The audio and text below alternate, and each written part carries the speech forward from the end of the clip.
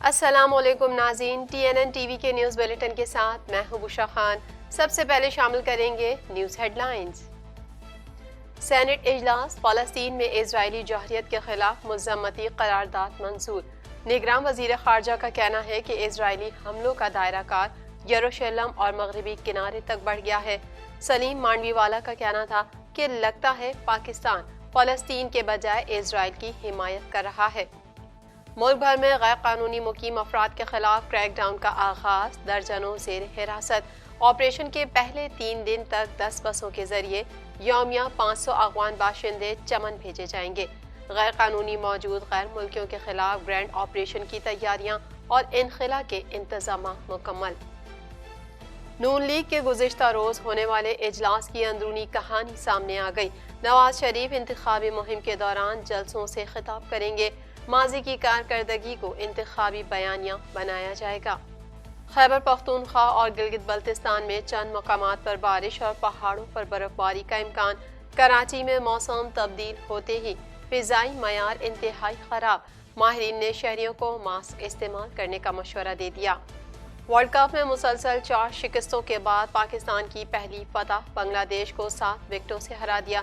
بابر اعظم کا کہنا ہے کہ بنگلہ دیش کے خلاف ٹیم نے عمدہ پرفارمنس کا مظاہرہ کیا، ہم اگلے میچز میں جیتنے کی کوشش کریں گے۔ کینیڈین وزیر اعظم کا جمعے کو امریکہ کا دورہ متوقع۔ امریکی سفیر کا کہنا ہے کہ ٹروڈو کے امریکہ کے دورے کے دوران اہم اعلانات ہوں گے۔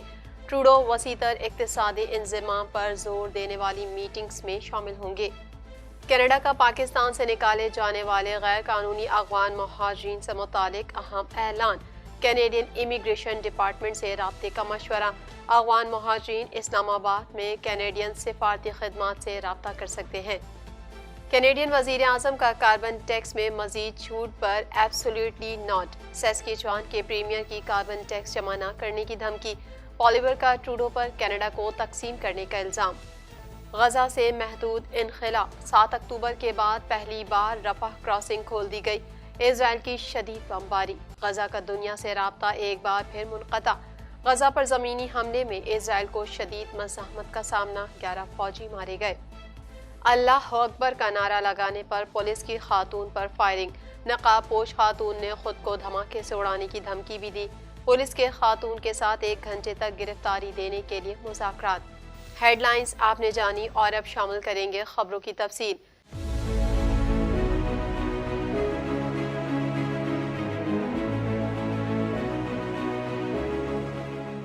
1.25 کروڑ کی آبادی پر مشتمل کراچی میٹروپولیٹن سٹی میں صحت کے حوالے سے ہسپتال تو بہت، لیکن فزیوتھراپی سینٹر نایاب ہیں۔ الحمدللہ ہم نے اس کمی کو پورا کرتے ہوئے گلستان جوہر میں زبیداس فزیوتھراپی سینٹر کا آغاز کر دیا ہے۔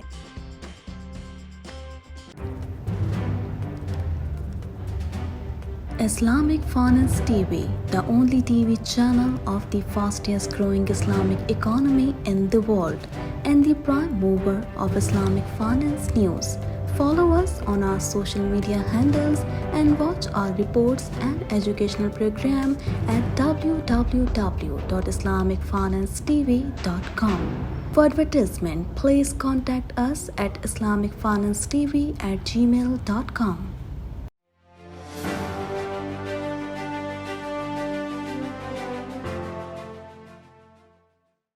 سینٹ آف پاکستان میں فلسطین سے اظہار یکجہتی کے لیے اور اسرائیلی جوہریت کے خلاف مذمت کے لیے قرارداد متفقہ طور پر منظور کر دی گئی۔ مزید جانیں گے اس رپورٹ میں۔ سینٹ آف پاکستان میں فلسطین سے اظہار یکجہتی کے لیے اور اسرائیلی جوہریت کے خلاف مذمت کے لیے قرارداد متفقہ طور پر منظور کر لی گئی۔ نگراں وزیر خارجہ نے کہا کہ حکومت پاکستان نے اس مسئلے پر بہت واضح پیغام دیا ہے۔ پاکستان نے سعودی عرب اور دیگر ممالک کے سامنے اپنا موقف رکھا۔ OIC فورم میں متفقہ طور پر قرارداد منظور کی، جس نے جلد از جلد جنگ بندی، انسانی ہمدردی کی بنیاد پر امداد کا مطالبہ کیا۔ تمام جنگی قیدیوں کی فوری رہائی کا مطالبہ کیا گیا۔ دوران اجلاس سینیٹر سلیم مانڈوی والا نے اظہار خیال کرتے ہوئے کہا کہ فلسطین کے لیے اسلامی ممالک کچھ نہیں کر پا رہے، ترکی بھی ایک پانی کی بوتل تک غزہ میں نہیں پہنچا پا رہا، پاکستان بھی سوائے باتوں کے کچھ نہیں کر سکتا۔ انہوں نے کہا کہ لگتا ہے پاکستان فلسطین کے بجائے اسرائیل کی حمایت کر رہا ہے۔ پاکستان ایک ایٹمی طاقت ہے، بہت اہم کردار ادا کیا جا سکتا ہے۔ مجھے خود کو مسلمان کہتے ہوئے شرم محسوس ہوتی ہے۔ کوئی مسلمان بھی انفرادی حیثیت میں کچھ نہیں کر سکتا۔ اجلاس میں نگراں وزیر خارجہ جلیل عباس جیلانی نے اظہار خیال کرتے ہوئے کہا کہ فلسطین میں بچوں کو جس طرح شہید کیا جا رہا ہے اس کی مثال نہیں ملتی۔ یونیسیف کی ایک عہدیدار کے مطابق غزہ قبرستان کا منظر پیش کر رہا ہے۔ انہوں نے کہا کہ وہاں کی صورتحال پوری دنیا کے لیے باعث تشویش ہے۔ کل اسرائیل نے جبالیہ کے مقام پر ایک تازہ حملہ کیا۔ اسرائیلی حملوں کا دائرہ کار یروشلم اور مغربی کنارے تک بڑھ گیا ہے اور آزادانہ ذرائع کے مطابق شہادتوں کی تعداد بہت زیادہ ہے۔ قبل ازیں سینیٹ کے اجلاس میں قائد ایوان اسحاق ڈار نے فلسطین کے حق اور اسرائیلی جارحیت کے خلاف مذمتی قرارداد پیش کی، جسے متفقہ طور پر منظور کر لیا گیا۔ قرارداد میں کہا گیا ہے کہ پاکستان اسرائیل کے جنگی جرائم کی مذمت اور مظلوم فلسطینیوں کی مکمل حمایت کرتا ہے۔ اسرائیلی جارحیت فوری بند اور سیز فائر کیا جائے۔ اسرائیل کے جنگی جرائم کی حمایت کرنے والے ممالک شریک جرم ہیں۔ فلسطین کی آزاد ریاست قائم کی جائے جس کا دارالحکومت یروشلم ہو۔ سینیٹ اجلاس میں منظور کی گئی قرارداد کی نقل تمام ممالک کے پارلیمانوں کو بھجوائی جائے گی۔ یہ قرارداد پاکستان کے عوام کے جذبات کی ترجمانی کرتی ہے۔ پاکستان فلسطین کے عوام کے حق کے خود ارادیت اور آزاد و خود مختار ریاست کی حمایت کرتا ہے۔ انسانی ہمدردی کی بنیادوں پر امداد کی فوری فراہمی اور محاصرے کے خاتمے کا مطالبہ کرتے ہیں۔ بعد ازاں سینیٹ کا اجلاس غیر معینہ مدت تک کے لیے ملتوی کر دیا گیا۔ حکومت کی جانب سے غیر قانونی طور پر مقیم غیر ملکیوں کو پاکستان چھوڑنے کی مہلت آج ختم ہو گئی، جس کے بعد تمام غیر قانونی مقیم غیر ملکیوں کے خلاف کریک ڈاؤن کا آغاز ہو گیا۔ مزید تفصیلات اس رپورٹ میں۔ حکومت کی جانب سے غیر قانونی طور پر مقیم غیر ملکیوں کو پاکستان چھوڑنے کی مہلت آج ختم ہو گئی، جس کے بعد تمام غیر قانونی مقیم غیر ملکیوں کے خلاف کریک ڈاؤن کا آغاز ہو گیا۔ پاکستان میں غیر قانونی موجود غیر ملکیوں کے خلاف گرینڈ آپریشن کی تیاریاں اور انخلا کے انتظامات مکمل ہو گئے۔ اب تک 1,04,481 افغان پناہ گزین واپس جا چکے ہیں۔ وزارت داخلہ کی جانب سے صوبوں کو غیر قانونی طور پر مقیم افراد کی بے دخلی کا حکم جاری کر دیا گیا ہے۔ معمولی جرائم میں زیر تفتیش اور سزا یافتہ غیر قانونی مقیم غیر ملکیوں کو بے دخل کر دیا جائے گا۔ حکم کے مطابق کوئی پاکستانی غیر قانونی تارکین وطن کو پناہ دینے میں ملوث ہوا تو قانونی کارروائی ہوگی۔ بے دخلی کے منصوبے کا اطلاق پاکستان میں غیر قانونی طور پر مقیم تمام غیر ملکیوں پر ہوگا۔ منصوبے کے اطلاق میں کسی بھی ملک یا شہریت کو ملحوظ خاطر نہیں رکھا جائے گا۔ سیکیورٹی فورسز نے میپنگ اور جیو فینسنگ کر کے غیر قانونی طور پر مقیم افغان باشندوں کی نشاندہی کا عمل مکمل کر لیا ہے۔ سندھ میں مقیم 2 لاکھ غیر قانونی تارکین وطن کی نشاندہی کا عمل مکمل کیا جا چکا ہے۔ اسی طرح خیبر پختونخوا میں مقیم 3 لاکھ غیر قانونی طور پر مقیم افغان شہریوں میں سے رضاکارانہ طور پر واپس نہ جانے والوں کو ہولڈنگ سینٹرز میں منتقل کیا جائے گا۔ پنجاب اور بلوچستان میں بھی غیر قانونی طور پر مقیم افغان باشندوں کی بے دخلی کے لیے آپریشن کا آغاز کر دیا گیا ہے اور ان کا ڈیٹا اسکیننگ سے چیک کیا جا رہا ہے۔ مہلت ختم ہونے کے بعد ملک کے مختلف شہروں سے غیر قانونی تارکین وطن کو حراست میں لیا گیا ہے، جبکہ مزید آپریشن جاری ہے۔ ڈسٹرکٹ ایسٹ پولیس کی بھاری نفری نے کراچی کے علاقے سہراب گوٹ آصف اسکوائر کے اطراف میں آپریشن کیا۔ آپریشن کے دوران غیر قانونی طور پر مقیم افراد کو آخری وارننگ دے دی گئی۔ پولیس کا کہنا ہے کہ رضاکارانہ طور پر جانے والے افراد پولیس اور حکومتی اداروں سے رابطہ کر کے رجسٹریشن کروا سکتے ہیں۔ واپس جانے والے غیر قانونی تارکین وطن کو ٹرانسپورٹ فراہم کی جائے گی اور ہولڈنگ سینٹرز میں مکمل معاونت بھی کی جائے گی۔ پولیس نے صدر کے قریب کارروائی کرتے ہوئے 4 تارکین وطن کو حراست میں لے کر تھانے منتقل کر دیا۔ پولیس کے مطابق چاروں افراد کا تعلق افغانستان سے ہے جو غیر قانونی طریقے سے شہر میں رہ رہے تھے۔ غیر ملکیوں کے خلاف آپریشن کے پہلے 3 دن تک 10 بسوں کے ذریعے یومیہ 500 افغان باشندے چمن بھیجے جائیں گے۔ ٹرین کے ذریعے روزانہ 780 سے 800 افغان باشندوں کی واپسی ہوگی۔ دوسری جانب حکام کا کہنا ہے کہ غیر قانونی مقیم غیر ملکیوں کو ملک چھوڑنے کی ڈیڈ لائن نہیں بڑھائی جائے گی۔ پاکستان مسلم لیگ نون کے گزشتہ روز ہونے والے اعلیٰ سطح کے اجلاس کی اندرونی کہانی سامنے آ گئی۔ مزید جانیں گے اس رپورٹ میں۔ پاکستان مسلم لیگ نون کے گزشتہ روز ہونے والے اعلیٰ سطح کے اجلاس کی اندرونی کہانی سامنے آ گئی۔ میڈیا رپورٹس کے مطابق قیادت نے 9 مئی کے واقعات میں ملوث کرداروں کو مکمل نظر انداز کرتے ہوئے ان سے کوئی بات چیت نہ کرنے کا بھی متفقہ فیصلہ کیا ہے۔ 9 مئی کے ذمہ داروں کے ساتھ کسی قسم کی سیاسی مفاہمت سے مکمل گریز کرنے پر بھی پارٹی قیادت نے اتفاق کیا ہے۔ ذرائع کے مطابق مسلم لیگ نون نے فیصلہ کیا ہے کہ اپنی ماضی کی کارکردگی کو انتخابی بیانیہ بنایا جائے گا۔ مسلم لیگ نون نواز شریف کے سابقہ ادوار میں بنائے جانے والے منصوبوں کی بنیاد پر میدان میں اترے گی۔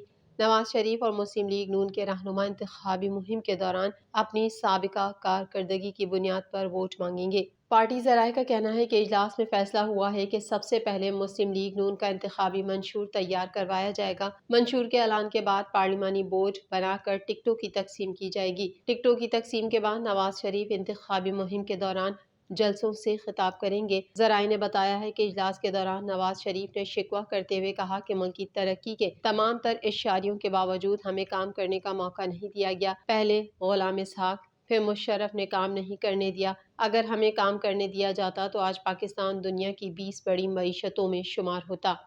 کراچی کے موسم میں تبدیلی کے آثار نمایاں ہونے لگے اور موسم تبدیل ہوتے ہی فضائی آلودگی میں بھی اضافہ ہو گیا۔ مزید احوال اس رپورٹ میں۔ کراچی کے موسم میں تبدیلی کے آثار نمایاں ہونے لگے اور موسم تبدیل ہوتے ہی فضائی آلودگی میں بھی اضافہ ہو گیا۔ شہر قائد موسم کی تبدیلی سے فضائی آلودگی میں اضافہ ہوا۔ شہر کی ہوا میں آلودگی کی شرح 168 پارٹیکلیٹ میٹر ریکارڈ ہوئی۔ ماہرین نے شہریوں کو ماسک استعمال کرنے کا مشورہ دے دیا۔ شہر کی فضا میں آلودگی کی شرح 168 پارٹیکلیٹ میٹر ریکارڈ کی گئی۔ ایئر کوالٹی انڈیکس کے مطابق شہر میں ہوا میں نمی کا تناسب 32% ہے۔ محکمہ موسمیات کا کہنا ہے کہ صبح اور رات کے اوقات میں ہلکی خنکی محسوس کی جانے لگی ہے، تاہم دن بھر موسم گرم اور خشک رہے گا اور زیادہ سے زیادہ 36 سے 38 ڈگری تک جانے کا امکان ہے، جبکہ شام ہوتے ہی فضائی آلودگی میں اضافہ ہوگا۔ ماہرین ایئر کوالٹی انڈیکس کا کہنا ہے کہ 100 سے 200 تک پارٹیکلیٹ میٹر انسانی صحت کے لیے مضر ہے۔